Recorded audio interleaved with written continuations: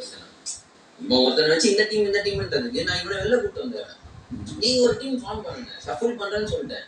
இந்த முத்து, அஞ்சிதா, பவித்ரா ஒரு டீம் இருக்காங்க, பாக்குறதுக்கே புதுசா இருக்கும்ல. இப்போ அதுதான் எனக்கு நீ யோசிச்சு பாரு, இங்க ரொம்ப நாளா இதுதான் நீ இப்படிதான் இருக்காங்கன்றத உடைச்சு நம்ம திருப்பும் போது கடைசியில அப்பதான் வந்து செக்மேட் வரும். அதாவது எனக்கு பிடிச்ச ராணுவம் அந்த டீம்ல இருப்பான், ஆனா வேற 2 பேரு முத்துவ பிடிச்சவங்க இங்க 2 பேர் இருப்பாங்க. இப்ப இந்த 3 பேர் மேம் எல்லாத்தையும் கிளீன் பண்ணிட்டேன். பெருக்கிறது மட்டும் நான் போட்டுட்டு எனக்கு கால் கொஞ்சம் வலி போனோடனே நான் பெருக்கி. Very good.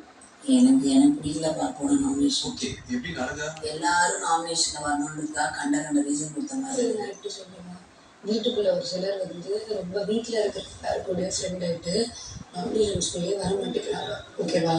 ஆனா மக்கள் ஒரு வேலை இப்போ சும்மா எக்ஸாம்பிள் எடுத்துப்போம். இப்போ ரயான் வந்து மக்களுக்கு பிடிச்சிருக்குன்னு வச்சுக்கோங்க. இப்போ மக்களுக்கு வந்து ரஞ்சித் சார் பிடிக்கல, ஆனா ரஞ்சித் சார் நாமினேஷன் வெளியே வரல, அடுத்து ரயான் இருக்கான். இப்போ ரயான் வெளில போயிருவாங்கல்ல, ஒரு வேலை அதுதான் எல்லாருமே ஒரு ரஞ்சித் சார் வெளில போகணும் மக்கள் வரணும்னு பண்றீங்க. ரீசன் வந்து கண்டமேனிக்கு இருந்ததுன்றதான் நான் சொல்ல வரேன். கண்டமேனிக்கு இருந்திருக்கோம்னா நிறைய பேர் இங்க வந்து யோசிச்சே போயிருக்க மாட்டாங்க. அங்க போயிட்டு தான் ஒருத்தவங்க யோசிச்சே.